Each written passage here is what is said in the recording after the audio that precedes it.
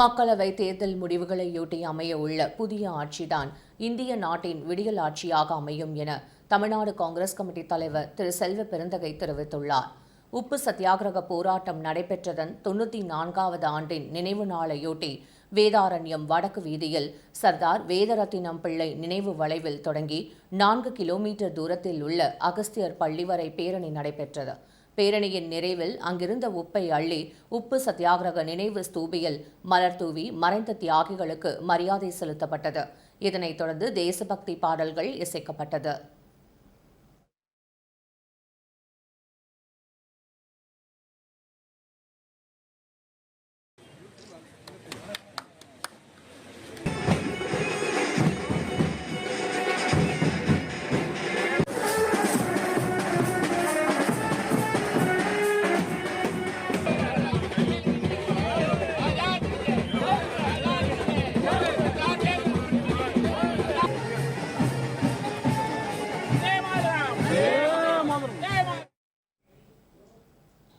Tamil Nadu Congress committee தலைவர் திரு செல்வ பெருந்தகை தலைமையில் நடைபெற்ற இந்த பேரணியில் முன்னாள் மத்திய அமைச்சர் திரு கே.வி. தங்கபாலு, முன்னாள் நாடாளுமன்ற உறுப்பினரும் அகில இந்திய காங்கிரஸ் கமிட்டி உறுப்பினருமான பி.வி. ராஜேந்திரன், பாத யாத்திரை குழு தலைவர் சக்தி செல்வ கணபதி, தமிழ்நாடு வேதாரண்யம் உப்பு சத்தியாகிரக விழிப்புணர்வு இயக்கத்தின் மாநில தலைவர் ஆறுமுகம், பொதுச் செயலாளர் பன்னீர்செல்வம், தண்டி யாத்திரை நினைவு கமிட்டி தலைவர் துரைராஜ், முன்னாள் மத்திய திரைப்பட தணிக்கை குழு உறுப்பினர் மன்னை மதியழகன் மற்றும் தியாகி சர்தார் வேதரத்தினம் பிள்ளை குடும்பத்தினர், பொதுமக்கள் உள்ளிட்ட பலர் கலந்து கொண்டனர்.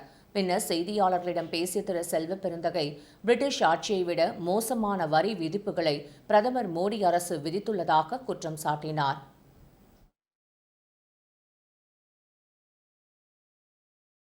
மருத்துவமனையில உயிருக்கு போராடி கொண்டு ஐசியூல சேர்த்தால் அதற்கு படுக்கை கட்டணத்திற்கு ஜிஎஸ்டி, உயிர் காக்கும் மருந்துகளுக்கு ஜிஎஸ்டி, குழந்தைகள் மருத்துவமனைக்கு சென்றால் அதர்கள் படுக்கும் படுக்கைக்கு ஜிஎஸ்டி, இப்படி எல்லாவற்றுக்கும் ஜிஎஸ்டி போட்டு பிரிட்டிஷாரை நினைவு கூறுகிறார் நரேந்திர மோடியும் பிஜேபி ஆட்சியும். இன்று 93வது சத்தியாகிரக நாள்.